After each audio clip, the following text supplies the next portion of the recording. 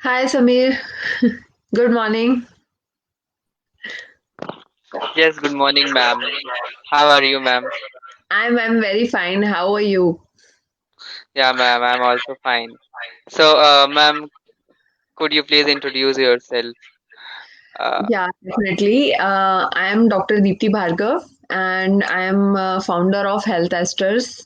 Basically, we run our company in Bhopal, Madhya Pradesh, and on this mental day, this particular marathon is a very unique thing, and I would like to thank Nidan and Atman and the Satwa basically Kala Mohan ma'am and the Nivriti ma'am and Sonam ma'am to invite me here basically.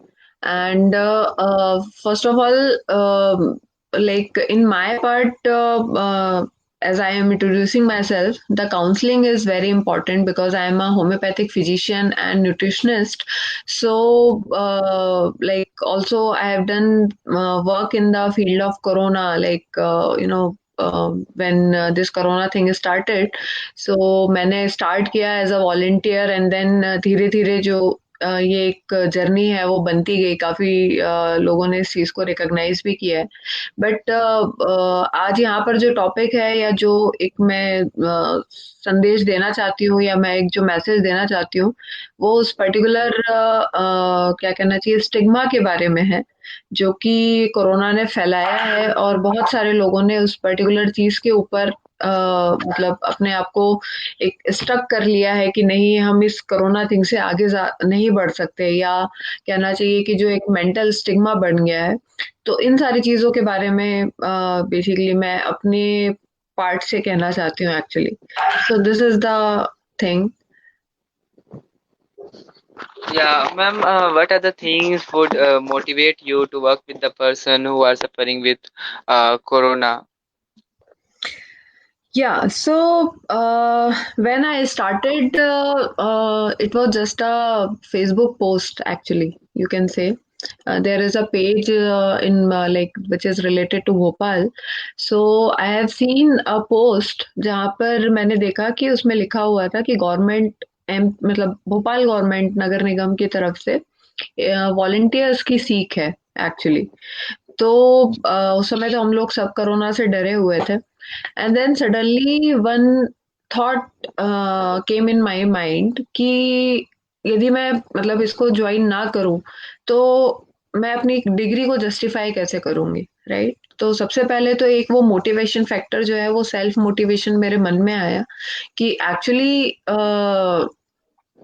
इस post को देखने के बाद मुझे लगा कि मुझे इसके लिए वॉलंटियर करना चाहिए मुझे सबसे पहले ये देखना चाहिए कि मेरी जो डिग्री है वो इस पेंडेमिक के टाइम पर जस्टिफाई हो रही है या नहीं हो रही है तो मैंने कुछ भी नहीं सोचा मैंने सिंपली वो जो एक जीमेल आईडी था उस पर अपनी डिग्री अपना जो भी उसमें रिक्वायर्ड फील्ड्स थे वो मैंने भर के भेज दिए and then after next 2 days I got a mail कि I have got selected and I have to go to the concern person and मुझे वो सारी चीजें करनी है and it just started like that actually so हम लोगों ने मतलब जब स्टार्ट किया तो ये चीज मुझे बस इतना ही मोटिवेशन था कि मेरी डिग्री मुझे जस्टिफाई करनी है मेरे डॉक्टर होने का कोई फायदा नहीं है यदि इस पेंडेमिक के टाइम पे मैं किसी भी तरीके का कोई कंट्रीब्यूशन ना दे पाऊँ और उस समय सच बताऊं तो मुझे डर भी नहीं लगा एक्चुअली तो मुझे लगता है कि ये एक बहुत इम्पोर्टेंट फैक्टर था कि जो मुझे मोटिवेट करता रहा कि मेरा मेडिकली किसी ना किसी तरीके से समाज के लिए कुछ करने का एक जो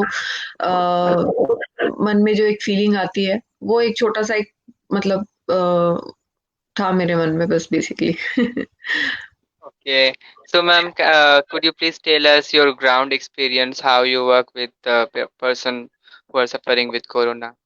या सो जो ग्राउंड एक्सपीरियंस रहा वो स्टार्ट हुआ बेसिकली बहुत ही क्या कहना चाहिए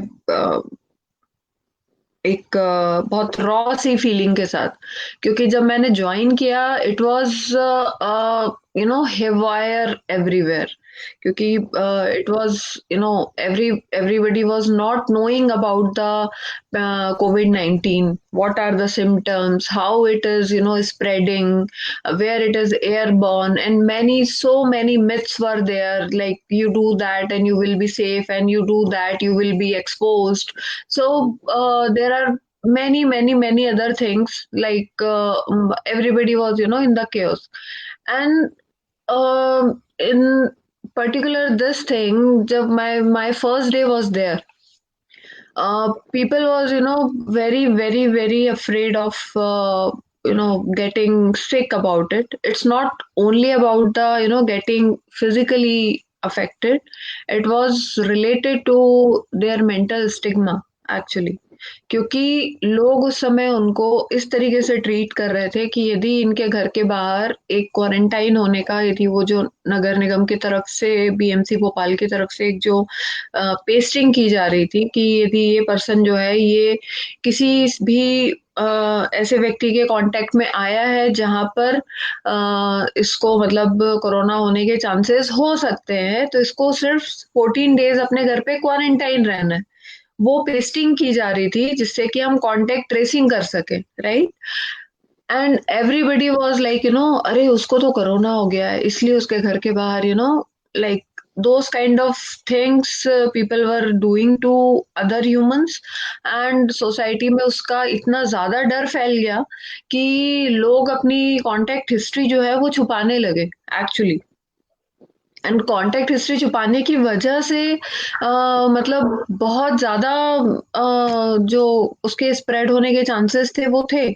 और मैंने उस टाइम पर ये देखा कि कला मैम का एक ग्रुप था बेसिकली, जिसमें साइकोलॉजी ग्रुप जिसको हम बोलते थे, एंड देन डेफिनेटली उन लोगों को कॉल करके उनके किसी भी तरीके के डर को या किसी भी तरीके की चीजों को उनने इंक्रीज होने से बचाया। एंड अपने लेवल पे हम लोग भी इन सारी चीजों को इम्प्रूव करते हुए चल रहे थे कि जब भी हम किसी के पास जाते थे और उनकी सैम्पलिंग होती थी या फिर हम उसको क्वारंटाइन होने के लिए उसके घर पे जब फील्ड वर्क पे हम जाते थे, तो हम उनको इस बात के लिए अवेयर करते थे और आसपास के लोगों को भी कि ये जो पर्सन है ये सिर्फ अभी क्वारंटाइन में है, he is not diagnosed corona positive और whatever the thing is, अभी सिर्फ इनको क्वारंटाइन रहने के लिए बोला गया है, सो दैट यदि कोई लेटर ऑन सिम्टम्स डेवलप होते हैं तो एटलीस्ट ये लोग जो है वो किसी भी तरीके का इन्फेक्शन नहीं फैलाएंगे। बस इतना ही एक उसके पीछे रीजन है। आप इनको इस तरीके से ट्रीट मत करिए कि इनको कोई ऐसी बीमारी हो गई है या इन लोगों ने कोई भयंकर गलती कर दी है, इस तरीके से इनको ट्रीट मत करिए। और बल्कि आपको सपोर्टिव होना चाहिए क्योंकि ये इनको फिजिकली प्रॉब्लम कर सकता है। और उस समय तो ये पेंडेमिक की तरह मतलब हमने इसको ऐसे ट्रीट किया था। आजकल तो सब लॉकडाउन ओपन हो चुका है तो people are getting less worried and less worried about corona also, because we know much better than about the COVID-19 virus than in the March actually. So we do have like maximum knowledge about it कि how do it is working in the body और वो सारी चीजें हैं। But उस time पर ऐसा था कि इट वाज अननोन थिंग, तो एवरीबडी वाज लाइक वैसे थोड़ा सा प्रॉब्लमेटिक था, तो हमने उनको समझाना स्टार्ट किया। देन ग्राउंड एक्सपीरियंस पे और एक चीज मैंने देखी कि जो जितने भी भीड़ वाले इलाके थे, तो मैं एक स्टोरी यहाँ पर शेयर करना चाहूंगी कि बहुत ऐसे भी लोगों को मैंने देखा, और स्पेशली एक केस जो ऐसा था जिसमें उस पर्सन के पास मेरा प्राइवेट नंबर जो है, मेरा जो पर्सनल नंबर है, जनरली तो ये सारी चीजें मतलब उस टोल फ्री नंबर पे होती थी और फिर हमें कॉल आता था and then we use to go there.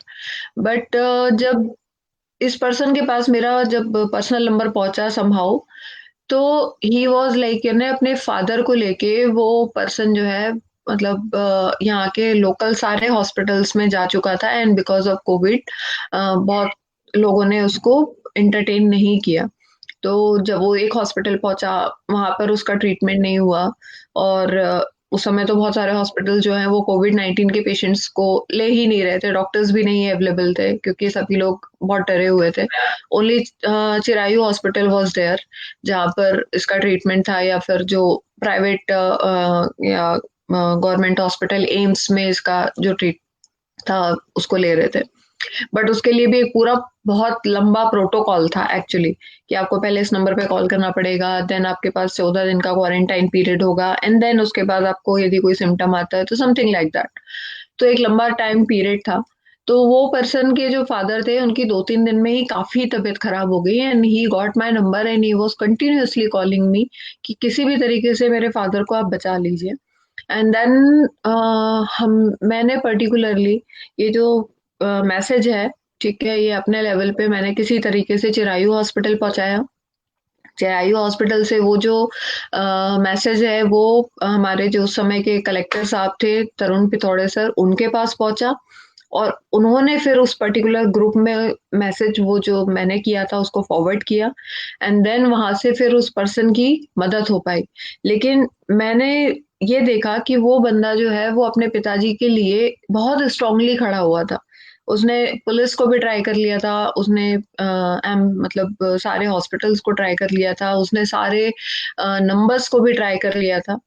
तो ऐसे बहुत से केसेस हुए हैं जहाँ पर जो लोग हैं उनको उस टाइम पर मदद नहीं मिल पाई, और हम जैसे लोगों ने अलग से जाके आउट ऑफ द वे जाके उन लोगों को पहुंचाया कि मतलब, और फाइनली जब उनका फॉलो अप हुआ तो उसके फादर जो है वो बच गए थे, क्योंकि उनको टाइमली एम्बुलेंस मिल गई, यानी लगभग 4 या 5 दिन के बाद जब उनका नंबर, मतलब मेरा नंबर उनके पास पहुंचा और फिर फाइनली ये सब चीजें हुई, तो एम्बुलेंस मिल गई, और एम्बुलेंस के बाद वो जब चिरायू में एडमिट हुए और फिर वो सेफ हुए। इसके बाद सेकंड इंसिडेंट जो मैंने एक्सपीरियंस किया आफ्टर 2-3 मंथ्स, जब हम लोगों को डिलीवर मतलब वहां से रिलीव कर दिया गया कि अभी वॉलंटियर्स की जरूरत नहीं है, जो भी फील्ड वर्क है उसके लिए सफिशिएंट स्टाफ जो है वो हम लोगों ने हायर कर लिया है। तो somehow my number got published in the Gwalior, and I am based at Bhopal. Okay, वो किसी और मतलब मेल पर्सन के नाम के आगे मेरा नंबर जो है वो पब्लिश हो गया था as a food delivery system, जो कि गवर्नमेंट की तरफ से चल रही थी। Okay, and you won't believe Sameer, हुआ क्या कि मेरे पास लगभग 150 से 200 कॉल्स आए एक्चुअली। 150 से 200 कॉल्स, मतलब with in the span of 3 days, जिसमें अलग अलग तरीके से अलग अलग लोग, और जो उस समय माइग्रेंट्स का भी बहुत इश्यू चल रहा था, स्टूडेंट फंसे हुए थे, तो उन लोगों ने वो न्यूज़पेपर में नंबर देखा and they use to call me कि हम ये फूड, हमारे यहाँ पर 150 लोग फंसे हुए हैं या 400 लोग फंसे हुए हैं, हमको यहाँ पे खाने की जरूरत है। तो इस तरीके से, तो instead of taking it as a havoc, कि मतलब मुझे ऐसा लगा कि ये भी एक तरीका है, हमेशा हर चीज फील्ड पर उतर कर ही नहीं की जा सकती, फील्ड वर्क तो मैं ऑलरेडी कर चुकी थी। लेकिन मुझे ये मोटिवेशन मिला कि यदि मैं किसी तरीके से ग्वालियर के उन फूड डिलीवरी नंबर्स को, जो सिस्टम ने या गवर्नमेंट ने जो उनकी व्यवस्था की है, यदि वो वार्ड वाइज मुझे नंबर मिल जाए तो मैं इन लोगों की मदद कर सकती हूँ। Okay, and then what I have done कि मैंने वहाँ के जो मेरे लोकल कॉन्टेक्ट्स थे, और जिस तरीके से मतलब मुझे लगा कि वो नंबर्स मुझे मिल सकते हैं, मैंने अपने थोड़े से कॉन्टेक्ट यूज किए, एंड देन मेरे पास एक मैसेज आया जिसमें कि वार्ड वाइज सारे जगह के मोबाइल नंबर्स जो हैं वो प्रॉपरली दिए हुए थे, और वो नंबर्स मैंने अपने पास रख लिए। एंड देन एक एक बंदे को, जिसने भी मुझे उस पर्टिकुलर टाइम पे कॉल किया था, मैंने उन सारे लोगों को वापस कॉल बैक किया, और उसके बाद जब तक कॉल्स आते रहे उनके वार्ड पूछते हुए, और मैंने उन सारे लोगों को वो नंबर्स प्रोवाइड किए और उनको हेल्प की, क्योंकि भोपाल में रहते हुए मैं उनको फूड सर्विस नहीं दे सकती थी, लेकिन एटलीस्ट उनको नंबर दे के मैंने इतना तो किया कि हाँ, उनको वहां तक पहुंचा दिया जहां तक वो नहीं पहुंच पा रहे थे। तो एक ये चीज मुझे बहुत ऐसा लगा कि अ, मैंने अपने पर्सनल लेवल पे की है।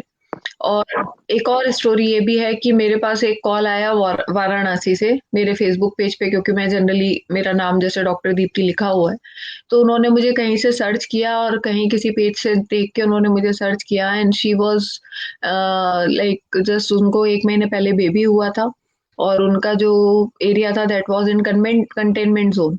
तो आसपास के किसी भी डॉक्टर हॉस्पिटल तक उनके पास पहुंचने की कोई भी सुविधा नहीं थी। And she was bleeding like hell actually. और उनको पता नहीं था कि अब मैं क्या करूं इस चीज के लिए। And she just called me and she was like crying. And Varanasi में मैं यहाँ से रहते हुए उनके लिए क्या ही हेल्प कर पाती। बट आई एम ग्लैड कि मेरा थोड़ा मेडिकल नॉलेज जो है वो यहाँ पर काम आया। और मैंने उनको वो इंजेक्शन्स और वो सारी चीजें करने के लिए बोला, इवन न्यूट्रिशन से रिलेटेड भी वो चीजें करने के लिए बोला, जो कि किसी ना किसी तरीके से ब्लीडिंग को रोकने में हेल्प करते हैं। और कुछ इंजेक्शंस मैंने उनको सजेस्ट किए कि आप अभी इसको ले सकते हैं इन द लाइक यहाँ भोपाल में मेरे पास कुछ गायनेकोलॉजिस्ट मेरे फ्रेंड है। तो मैंने उनसे इसके बारे में केसेस को मैंने मतलब उनसे डिस्कस किया। एंड देन उसके बाद हमने जब उनको वो इंजेक्शन सजेस्ट किए तो after 3 days she called me and she said कि मेरा अब जो मतलब ब्लीडिंग है वो एकदम बंद हो गया है। And thank you so much बोलने के लिए मुझे बेसिकली कॉल आया था। तो बहुत सारे ऐसे डॉक्टर्स हैं, बहुत सारे ऐसे लोग हैं जिन्होंने बहुत तरीके से मदद करी। बट कई बार हम ये वाली जो छोटी स्टोरीज हैं जो हमने किया है वो हम नहीं बता पाते। जनरली सब हमें कोरोना वॉरियर बोलते हैं, बट मुझे ऐसा लगता है कि हमने हमारी ड्यूटी ही करी है। It is not a warrior thing और it is not a that thing कि जिसको कि मतलब बोलना चाहिए पर्टिकुलरली कि ये बहुत ही कोई योद्धा है और समथिंग लाइक दैट। अभी आजकल बहुत सम्मान मिल रहे हैं यहाँ वहां से सब जगह से, तो कि ये योद्धा है, इन्होंने ये किया है वो किया है। बट उस समय सिर्फ एक ही चीज होती है माइंड में जब आप कर रहे होते हो कि इस पर्टिकुलर चीज के लिए या तो इनकी जान बचानी है या फिर इनको इस तरीके से मदद करनी है। ये ही सारी आपके माइंड में एक मोटिवेशन जो है वो चल रहा होता है। आप उस समय अपने बारे में नहीं सोचते। और इवन इसके बीच में ये भी हुआ कि मेरी मदर जो है वो काफी टाइम तक मुझे मतलब इस चीज के लिए डांटती रही, क्योंकि शी वॉज अफ्रेड कि मैं एकदम फील्ड पे निकल के काम कर रही हूँ। तो उनको लगता था कि हाँ मतलब, बट जब मैंने उनको समझाया कि ये ऐसा कुछ भी नहीं है, इट्स जस्ट अ थिंग कि यदि मैं अपनी डिग्री को जस्टिफाई ना कर पाऊँ या मैं अपनी ड्यूटी ना कर पाऊँ तो मेरे डॉक्टर होने का कोई फायदा नहीं है। ऑल्दो आई अंडरस्टैंड कि हाँ इन्फेक्टिबिलिटी है या कुछ भी ऐसी चीजें हैं। तो मैंने अपने आप को बहुत सेग्रीगेट रखा अपनी फैमिली से उस दौरान। और जो भी प्रोटोकॉल्स थे उसको फॉलो किया। लेकिन किसी को तो फील्ड पे उतरना ही था। सारे लोग फील्ड पे नहीं उतर सकते, अलग अलग तरीकों से मदद कर रहे थे। कुछ लोग खाने की डिलीवरी करवा रहे थे, कुछ लोग एनिमल्स को हेल्प कर रहे थे जिनकी जो हम लोगों के थ्रू वो करते हैं। कुछ एनजीओ के साथ मैं भी जुड़ी थी तो उन लोगों को हम लोगों ने भी राशन पहुंचाया। माइग्रेंट्स के टाइम पे भी हमने कुछ कुछ काम किए। बट जो मुझे लगता है कि जो मेरा सबसे बड़ा जो अचीवमेंट था वो यही था कि मैंने अपनी डिग्री को जस्टिफाई किया। और मुझे उस बात का अब कोई रिग्रेट नहीं है एटलीस्ट कि मैंने पेंडेमिक के टाइम पर अपनी कोई भी सर्विसेज जो है वो नहीं दी। तो that is all about it. और मैम उस टाइम पे लोगों का पर्सपेक्टिव क्या था ये पूरा पेंडेमिक और कोरोना को लेकर, क्योंकि बहुत सारा डिस्क्रिमिनेशन हो रहा था, है ना? तो जैसे मैंने आपको बताया कि शुरू में तो लोग जो है वो बहुत डरे हुए थे इस पर्टिकुलर चीज को लेके। और बहुत स्टिग्मा, सोशल स्टिग्मा बहुत था। बहुत लोगों ने मतलब एक दूसरे के साथ बहुत अच्छा व्यवहार नहीं किया पहले, तो ये था। तो हम लोगों ने बहुत सारे अलग अलग प्लेटफॉर्म्स पे आके पर्टिकुलरली इसके बारे में जागरूकता फैलाने का एक कोशिश किया। जैसे कि भाभा यूनिवर्सिटी के साथ मैंने एक वेबिनार किया था जिसमें कि जो आसपास के जितने भी लोग थे उन लोगों को हम लोगों ने इसमें जोड़ा। अपने अपने फेसबुक पेजेस से हम लोगों ने उनको लाइव किया। और उस मतलब कॉल पे हमने उनको बताया कि बेसिकली कोरोना के लिए आपको बच के कैसे रहना है।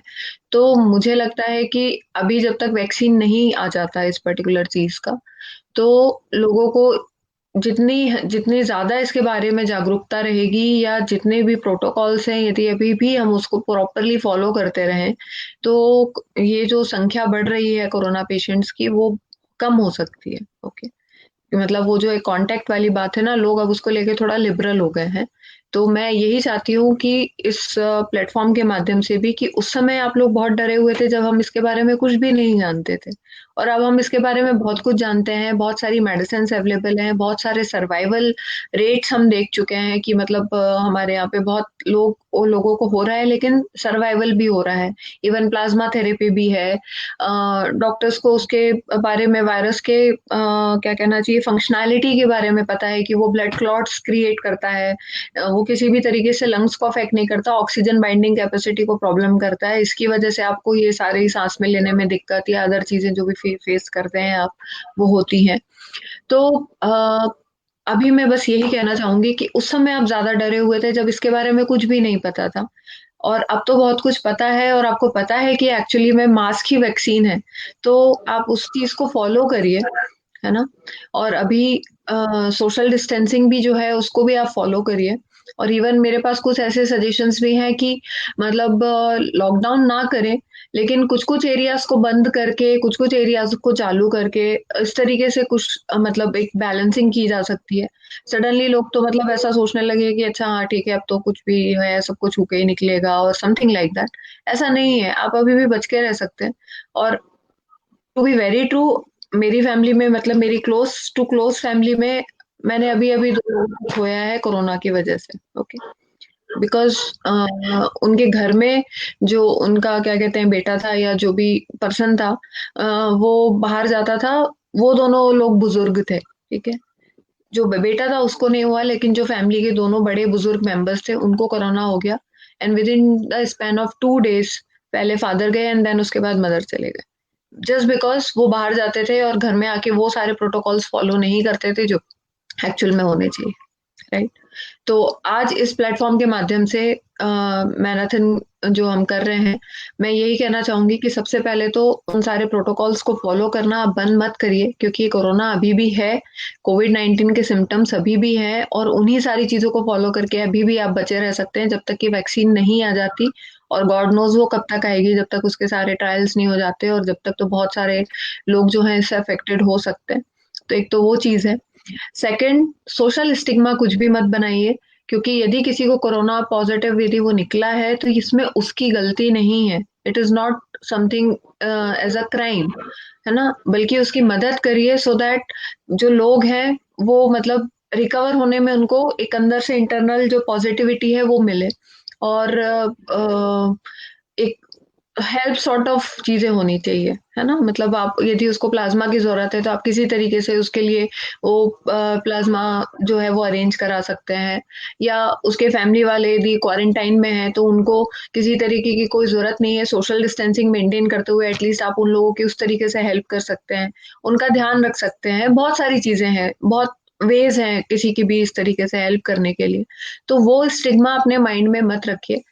और जब लॉकडाउन चल रहा था, जो आपका मेन क्वेश्चन था कि उस समय पर्सपेक्टिव कैसा था, तो मुझे ऐसा लगता है कि अ, लोग जो है वो एक दूसरे के लिए हेल्पफुल भी थे।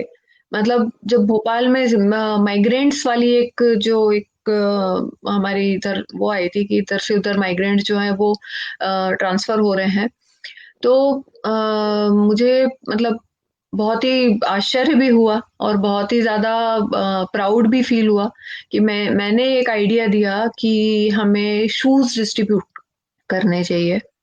मतलब मेरे एनजीओ के ग्रुप में और एक जो हमारा सर्कल है उसमें, मैंने सिंपली एक फ़ोन कॉल आया था मुझे एक रैंडम अंकल का कि बेसिकली फूड भी मिल जाएगा, बहुत सारे लोग हैं, बहुत सारे किचन चल रहे हैं, उनको फूड मिल जाएगा, सारी चीज़ें। बट आप देखो कि वो इतने-इतने किलोमीटर्स चल-चल के जाते हैं, तो किस तरीके से आप उनकी मतलब ऐसे में हेल्प कर पाएँ कि उनको एटलीस्ट शूज़ प्रोवाइड कर सकें।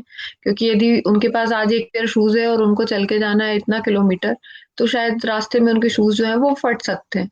कई लोगों के पास नहीं है, वो नंगे पैर भी चले जा रहे हैं और गर्मी का टाइम है। तो क्या किसी तरीके से आप इसमें कोई मदद कर सकती हैं? एक अंकल का मुझे बहुत रैंडम कॉल आया। मैंने सिंपली एक आइडिया मेरे ग्रुप में डाला, एंड आप बिलीव नहीं करेंगे, हमने 6000 पेयर्स ऑफ शूज जो हैं उस पर्टिकुलर मैसेज के थ्रू हमने डिस्ट्रीब्यूट किए डिफरेंट डिफरेंट एरियाज में। आई मीन लाइक विदिशा का जो एक यहाँ पर रास्ता है, एक होशंगाबाद जाने का रास्ता है, या जो भी अलग अलग रास्ते हैं जहाँ पर माइग्रेंट्स जो हैं वो चल चल के जा रहे थे, हमने पॉइंट्स ओपन किए जहाँ पर कोई ढाबा है या जहाँ पर लोगों के रुकने के चांसेस ज्यादा हैं। तो बहुत कोऑपरेटिव भी लोग रहे एक दूसरे के प्रति, और इस तरीके की किसी ना किसी चीज में, मतलब बहुत ही आश्चर्य हुआ मुझे कि 6,000 पेयर ऑफ शूज किस चीज को बोलते हैं। और नॉट दैट कि लोगों ने सिर्फ पुराने शूज दिए या कुछ ऐसे शूज दिए। मतलब ऐसी भी कई संस्थाएं थी जिन्होंने कि पूरा का पूरा अपना शॉप उठा के दे दिया था कि यार अभी तो शॉप खुल नहीं रहे, तो उन्होंने उठा के पूरा का पूरा शॉप दे दिया था कि इनमें से बच्चों को, बूढ़ों को, बड़ों को, हर साइज में, हर डिजाइन के जैसे भी चाहिए हो, वो पूरा का पूरा नया का नया स्टॉक उठा के दे दिया था, सोचिए आप। तो एक वो चीज थी। और एक छोटी सी चीज और भी थी कि कई लोगों ने कपड़े भी डिस्ट्रीब्यूट किए। तो मतलब उसमें प्यार इतना था कि अ, नए कपड़े भी और पुराने भी वो आयरन किए हुए थे कि किसी को ऐसा ना लगे कि मैं पुराने कपड़े पहन रहा हूँ, गुचे मुचे कपड़े पहन रहा हूँ, तो वो प्रॉपरली आयरन किए हुए थे।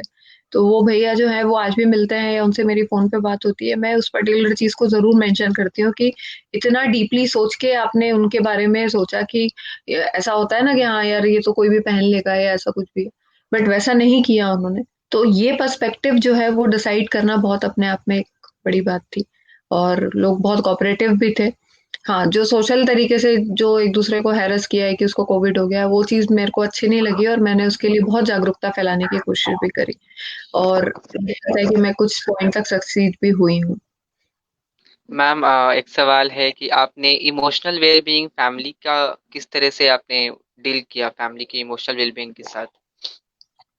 लाइक जो पेशेंट थे मैम एंड उनके फैमिली एंड उनके जो केयर गिवर है उस टाइम पे उनका एक तो लाइक पेंडेमिक का सिचुएशन था एंड सब काफी डरे हुए थे लाइक तो उस टाइम पे आपने किस तरह से हैंडल किया वो सिचुएशन को?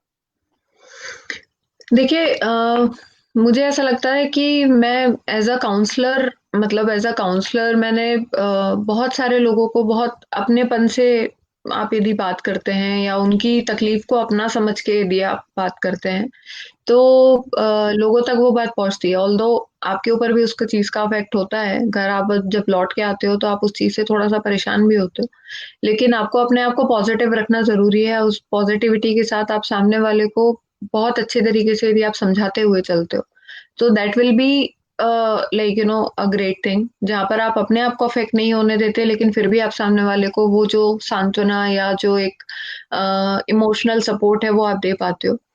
तो मुझे जितने भी लोगों ने जिस भी तरीके से कांटेक्ट किया या जिस भी तरीके से फैमिली के इमोशनल वेलबींग की बात हो रही है, तो वो रोते थे, परेशान होते थे, या कहीं न कहीं उनको, जैसे मैंने आपको वो बच्चे की स्टोरी सुनाई जो कि अपने फादर के लिए बहुत ज़्यादा वो हो रहा था, तो एक्चुअली उसका इमोशनल पार्ट ही उस चीज़ के लिए अफेक्टेड था, और उसको बहुत प्यार से हैंडल करना ज़रूरी था। उसको ये बताना ज़रूरी था कि जो ये कोरोना वाला जो पार्ट है ये पर्टिकुलरली, इससे इतना डरने की ज़रूरत नहीं है। अभी लोग जो हैं वो ठीक हो रहे हैं। हमारे पास अभी भी केसेज़ ज़्यादा हैं, लेकिन उनसे ज़्यादा, मतलब उसी के बराबर लगभग ठीक होने वाले लोगों की संख्या भी है। तो ये चीज़ जब आप किसी को बहुत प्यार से, बहुत केयर से समझाते हो और उनको ये बताते हो कि आपको भी उतनी ही केयर, मतलब प्रिकॉशन से रहने की ज़रूरत है, तो उनके मन से तो कहीं न कहीं वो जो थोड़ा-सा डर है वो कहीं न कहीं अलग हो जाता है। और दूसरा जब एज़ बीइंग अ डॉक्टर और एज़ बीइंग अ मतलब एक केयर गिवर या हेल्थ वर्कर आप समझें, आप जब किसी को इस चीज़ का विश्वास दिलाते हैं, तो कहीं न कहीं उनके मन में उस चीज़ का जो डर होता है वो कुछ ना कुछ कम हो जाता है बेसिकली। तो ये एक इमोशनल वेल-बीइंग को समझाना, उसको किसी तरीके से उसके उस मन के उस पार्ट को छू जाना, ये एक काउंसलर के लिए बहुत ज़रूरी होता है। और मैंने अपनी तरफ से पूरी कोशिश करी कि मैं जितने भी लोग मुझसे कॉन्टैक्ट में हैं, उनको उस इमोशनल वाले तरीके से मैं हैंडल करूँ, उनको अपनी ही फैमिली की तरह मैं समझूँ, और basically that is all about it. Ma'am like क्या हेल्दी डाइट्स हम फॉलो करें लाइक इस टाइम पे डिप्रेशन एंजाइटी और जितनी भी फियर्स है इससे ओवरकम करने के लिए? सी बेसिकली जब भी हम इसकी बात करते हैं तो ये थोड़ा-सा मेडिकल क्वेश्चन है और न्यूट्रिशन से रिलेटेड है, तो मैं आपको ये बता दूँ कि जो भी यस मैम। माइंड में जब ये काम कर रहा होता है, तो हमारे हैप्पी हार्मोन्स जो हैं वो सेरोटोनिन के नाम से जाने जाते हैं, राइट? और जो स्ट्रेस हार्मोन है वो कॉर्टिसोल के नाम से जाना जाता है। सेरोटोनिन के लेवल्स यदि हमें इंक्रीज़ करने हैं, राइट? तो हमें कुछ ऐसी चीजें फॉलो करनी चाहिए जो सेरोटोनिन के लेवल्स को इंक्रीज करें, है ना? तो अभी 3 या 4 ऐसी चीजें हैं जो मैं इस पर्टिकुलर, क्योंकि we are running short of time also, तो मैं आपको बता देती हूँ कि सबसे पहले banana. Banana is a very good for any kind of anxiety. Okay, serotonin के लेवल्स को इम्प्रूव करने में वो बहुत हेल्प करता है। तो यदि किसी को एंजाइटी है और उसको बार बार एंजाइटी के अटैक्स होते हैं या किसी भी तरीके से वो नर्वस होता है, तो उसको अपने डेली लाइफ में बनाना को जरूर इंक्लूड करना चाहिए। Banana is a very good in this particular anxiety और डिप्रेशन के केसेस में generally banana is very good. And anything sweet, यदि आपको अचानक से पैनिक अटैक पड़ रहा है या फिर अचानक एंजाइटीज फील हो रही हैं, तो किसी भी तरीके का स्वीट जो है, चाहे वो चॉकलेट हो, चाहे वो एक रसगुल्ला हो सकता है, या कोई भी एक मीठी बहुत एकदम शुगर रश देने वाली चीज हो, वो झट से आपके मूड को चेंज करने में हेल्प करेगा। राइट? तो एक तो ये चीज है कि बनाना आप रेगुलरली अपने डाइट में इंक्लूड रखें। और यदि किसी भी तरीके की नर्वस सिचुएशन में आप फंसे हो, तो कुछ भी एक्शन लेने से पहले आप मीठे की तरफ चले जाओ। ठीक है? आपका मूड जो है या आपके जो थॉट प्रोसेस है, वो तुरंत चेंज हो जाएगी। ये मैंने अपने तरफ से मतलब खुद भी एक्सपीरियंस करके देखा है, क्योंकि हम लोग बहुत स्ट्रेनियस चीजों में काम करते थे। तो कई बार ऐसा होता है कि हाँ, आपको समझ में नहीं आ रहा होता कि यार अब इस पर्टिकुलर सिचुएशन में क्या करें। तो मीठा जो है वो आपको एकदम से शुगर रश देगा, तो आप उस चीज को चेंज कर सकते हैं। दूसरा, आलमंड्स बहुत अच्छे हैं, क्योंकि हम लोग सभी लोगों को पता है कि हम लोग बोलते हैं कि बादाम खाओ और दिमाग बहुत अच्छा होता है। तो आलमंड्स में जितने भी चीजें हैं, मतलब कि यदि उसमें हम कैल्शियम का सोर्स माने, या हम उसमें प्रोटीन का सोर्स माने, या हम उसमें ओमेगा 3 माने, तो वाटर सोक्ड आलमंड्स जो हैं वो हमारे मेंटल कैपेबिलिटी के लिए बहुत ही अच्छा होता है। इवन जो रोगन बादाम शीरीन भी आता है, जो उसका ऑयल आता है बादाम का, वो भी आप मिल्क के साथ डाल के ले सकते हो। That is also give you very nice smoothing in the, like in the time of depression and anxiety. एक तो ये चीज है। दूसरा, डार्क चॉकलेट्स बहुत अच्छे होते हैं। डार्क चॉकलेट्स भी आप रेगुलरली ले सकते हैं, वो भी सेरोटोनिन के लेवल्स को इम्प्रूव करने में बहुत हेल्प करता है। ठीक है? And an apple a day keeps a doctor away, obviously. तो एप्पल भी अपनी डाइट में आप डेली इंक्लूड कर सकते हैं। ठीक है? उसमें जो एक आयरन है वो बेसिकली आपके डाइट को भी आपके मतलब क्या कहना चाहिए, जो बहुत सारे जो कॉजेज होते हैं डिप्रेशन के या इस तरीके की चीजें फील करने के, उसमें विटामिन B12 की कमी हो सकती है या आयरन की कमी हो सकती है। तो एप्पल जो है वो इन दोनों चीजों में एकदम पावर पैक्ड है। तो वो आप डेफिनेटली अपने डाइट में इंक्लूड करेंगे तो आपको वो जो चीजें हैं थोड़ा कम फील होंगी। और get a good counsellor with you, क्योंकि वो बहुत इंपॉर्टेंट है। मैं ऐसा चाहूंगी कि इस मैराथन पे हम इस स्टिग्मा को दूर करें कि यदि आपको एनजाइटी है या आपको पैनिक अटैक आते हैं या आपको किसी भी तरीके का डिप्रेशन है, तो आपको कोई मेंटल डिसऑर्डर है। It is not like that, but कोई ना कोई डिसीज या कोई ना कोई प्रॉब्लम जरूर है। तो आप एक जो भी स्पेशलिस्ट हैं उनको जरूर कांटेक्ट करें। ये बहुत इंपॉर्टेंट चीज है, बजाय इसके कि आप उसको अपने अंदर तक रखें और उसका कोई स्टिग्मा अपने मन में रखें।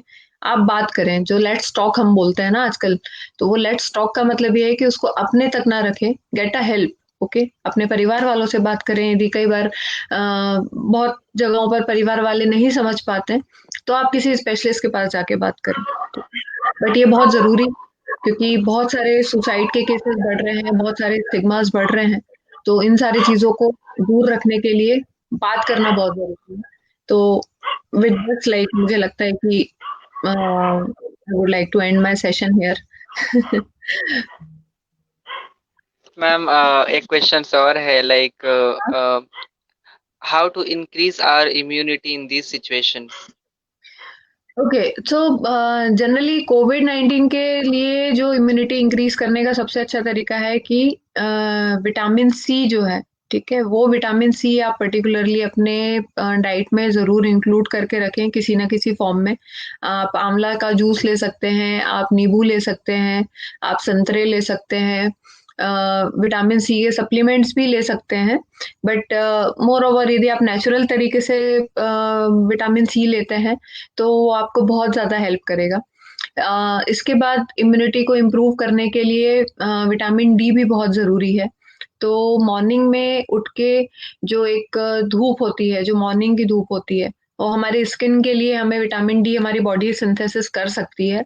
तो आप उसके लिए धूप में निकलें एंड जो सूर्य देवता हैं उनका सूर्य नमस्कार कर लें, या फिर जो भी एक तरीका है आपको लगता है कि सही है, इसमें वॉक कर लेना चाहिए या वॉटेवर। तो कुछ ना कुछ इसका जो पार्ट है वो बहुत इम्पोर्टेंट होता है। सेकंड, जो योगर्ट है, yogurt is power packed with the immunity, probiotics and everything. तो आप योगर्ट अपनी डाइट में जरूर शामिल करके रखें। लोग जरूर बोलते हैं कि योगर्ट खाने से कहीं गला लग जाता है रात में या समथिंग, बट यदि फ्रेश दही आपने लिया है तो कहीं पर भी कोई भी ऐसी दिक्कत नहीं आएगी, और it is good for mental thing also. तो किसी भी तरीके की एंजाइटी है तो आप बढ़िया सा दही लेके फ्रेश तरीके से दिखा रहे हैं, तो वो आपके डाइजेशन को भी अच्छा करता है, आपके मूड को भी अच्छा करता है, और आपकी इम्यूनिटी को भी बढ़ाने में बहुत हेल्प करता है। तो डेयरी प्रोडक्ट्स में जितनी भी चीजें हैं, चाहे पनीर है या दही है या फिर मिल्क है, किसी भी फॉर्म में आप लें तो आपकी इम्यूनिटी बहुत अच्छी रहेगी। किसी भी तरीके के नशे को अपने आप से दूर रखें। किसी भी तरीके की ऐसी चीजें जो कि बहुत ज्यादा क्या कहना चाहिए, जैसे कैफीन है या किसी भी तरीके का जो एक एडिक्टिव वाली जो चीजें होती हैं, उन सारी चीजों को अपने आप से दूर रखें। कम मात्रा में चाय या ग्रीन टी या इस तरीके से आप ले सकते हैं, तो आपकी बॉडी को एक तरीके से डिटॉक्स होने का मौका मिलता है। तो इस सिचुएशन में अपनी बॉडी को टॉक्सिन्स फ्री रखना बहुत ज़रूरी है। इसके बाद आलमंड्स तो मैंने आपको बता ही दिया, वो हमारे मेंटल हेल्थ के लिए भी अच्छा है, इसके साथ-साथ हमारी इम्यूनिटी के लिए भी बहुत अच्छा है। तो मिक्स ऑफ नट्स आप ले सकते हैं। फ्लैक्स सीड्स आप ले सकते हैं, flax seeds are very good for immunity actually. तो वो आप अपने डेली रूटीन में 1 या 2 चम्मच जैसे स्टार्ट कर सकते हैं, है ना? डाइट को बहुत ज़्यादा कार्बोहाइड्रेट की तरफ ना ले जाएँ, बहुत ज़्यादा प्रोटीन की तरफ ना ले जाएँ और ना ही बहुत ज़्यादा फैट की तरफ ले जाएँ।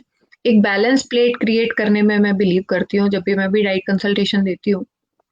तो उसमें हर चीज़ का एक प्रॉपर पार्ट होता है, चाहे वो मिनरल्स भी हों या ना मैक्रोन्यूट्रिएंट्स या माइक्रोन्यूट्रिएंट्स। तो आप ज़िंक से लेके मिनरल्स की जितनी भी चीज़ें हैं, तो उसमें आप अपने 5 टाइप की वेजिटेबल्स को इंक्लूड रखें। जैसे सैलेड में आपने खा लिया, कुछ हम जो कुकिंग करके सब्ज़ी बनाते हैं उस तरीके से खा लिया। इस तरीके से 5 सब्जियों को डेफ़िनेटली अपने डाइट में डिफरेंट सब्जियों को इंक्लूड रखें। और इसके बाद फ्रूट्स जितने भी हैं वो हमारे लिए बहुत ही अच्छे हैं इम्यूनिटी बढ़ाने के लिए। तो दिन भर में कम से कम 2 सर्विंग फ्रूट्स की होना बहुत ज़रूरी है, और जस्ट लंच के बाद या जस्ट डिनर के बाद आप फ्रूट्स को मत लीजिए। उसको हमेशा ब्रेकफास्ट या फिर शाम को स्नैकिंग के टाइम पर लीजिए, तो उसका डाइजेशन बहुत अच्छे से होता है और उसके सारे जितने भी मिनरल्स हैं और जो सब चीज़ें हैं वो आपको प्रॉपरली एब्ज़ॉर्ब हो पाती हैं। तो ये चीज़ बहुत इम्पोर्टेंट है। तो मुझे लगता है कि इन 7-8 चीज़ों को यदि आप अच्छे से फ़ॉलो कर रहे हैं, तो आप अपनी इम्यूनिटी को हमेशा स्ट्रॉन्ग रख सकते हैं। बाकी आयुष की तरफ से ये जो काढ़ा वग़ैरह दिया गया है, तो वो भी आप अपनी डाइट में इंक्लूड कर सकते हैं। जैसे कि तुलसी है या अदरक का काढ़ा है या जो छोटी-मोटी चीज़ें। इसके बाद हल्दी जो होता है, तो हल्दी में यदि आपने काला मिर्च मिला के यदि आप यूज़ कर रहे हैं, तो basically it's a anti cancerous actually, क्योंकि हल्दी में वो जो करक्यूमिन होता है, उससे कैंसर की मेडिसिन बनती है। तो जो हम लोग हल्दी का दूध पीते आ रहे हैं, वो इन्फ्लेमेशन को भी कम करने में हेल्प करता है, किसी तरीके का बॉडी में इन्फेक्शन है उसको कम करने में हेल्प करता है। तो काली मिर्च और हल्दी का जो एक कॉम्बिनेशन है, तो वो आप अपने काढ़े में यदि यूज़ करते हैं, तो वो मतलब आपको बहुत ज़्यादा हेल्प करेगा आपकी इम्यूनिटी को इंक्रीज़ करने में। और यदि उसका टेस्ट पसंद नहीं आता, तो सिंपली दूध के साथ भी हल्दी आप कंटिन्यू कर सकते हो।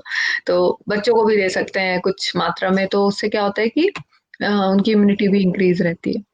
तो एक्सरसाइजेस का भी आप मतलब थोड़ा ध्यान रखें, अपनी डेली की फिजिकल एक्टिविटी कुछ ऐसे रखें, भले ही 15 मिनट का वॉक आप कर रहे हो बट उसको रेगुलर रखें। तो छोटे मोटे स्मॉल स्टेप्स इस तरीके से लेते लेते आपकी इम्यूनिटी हमेशा अच्छी बनी रहेगी। ओके मैम, और मैम कोई टिप्स? टिप्स बेसिकली अभी क्योंकि लॉकडाउन था तो बहुत सारे लोगों का बहुत वेट बढ़ा हुआ है, ठीक है, और बहुत सारे केसेस आ रहे हैं मेरे पास भी पर्टिकुलरली कि मुझे इस कोरोना की वजह से वेट बढ़ गया है। घर में हम लोग बहुत सारी चीजें सब लोग कुकिंग करते थे, although it was a good thing क्योंकि सारी फैमिली को बहुत अच्छा एक टाइम मिला आपस में। तो कहीं ना कहीं वो एक फैमिली टाइम जो इतने सालों से लोग मिस कर रहे थे वो इस लॉकडाउन ने दिया है। बट उसमें भी मतलब चीज़ों का ध्यान रखते हुए यदि अब जैसे अनलॉक हो गया है, तो अब आप अपनी चीज़ों को वापस बैक टू नॉर्मल कर सकते हैं। तो वेट बढ़ा हुआ है काफ़ी सारे लोगों का, तो हम लोग जो कंसल्टेशन दे रहे हैं उसमें बेसिकली इस चीज़ को ध्यान में रखते हुए दे रहे हैं कि it was a temporary wait, और उसमें सबसे ज़्यादा आप अपनी डाइट में फाइबर को इंक्लूड करें। किसी भी तरीके से ओट्स है, सूजी है ना? या मल्टीग्रेन जो चोकर के साथ रोटी बनती है, तो उस तरीके से आप उसको इंक्लूड करें, तो आपका जो वेट है वो नॉर्मल होने लगेगा। एक्सरसाइजिंग बहुत ज़रूरी है अभी। इट्स लाइक कि बहुत साइकिलिंग करने का एक ट्रेंड चला है, तो find a group and join it. आप अपने बच्चों को भी ज्वाइन करवा सकते हैं और खुद भी साथ में कर सकते हैं क्योंकि साइकिलिंग बहुत अच्छी एक्सरसाइज है। तो मुझे लगता है कि it is a very good thing कि आप एक्सरसाइज और डाइट दोनों को प्रॉपरली अभी बैलेंस कर सकते हैं। और अब सर्दियां भी आ रही हैं तो एवरीथिंग विल बी अवेलेबल, जो भी डाइट में यूज होती हैं, ग्रीन वेजिटेबल्स और सारी चीजें एकदम फ्रेश आने लगती हैं। तो this is the best time जब आपको सारे तरीके के पावर पैक्ड चीजें मिलेंगी। चुकंदर भी फ्रेश मिलेगा, आपको पालक भी फ्रेश मिलेगी, सारी चीजें। तो it is good for iron, it is good for protein, it is good for fibre as well.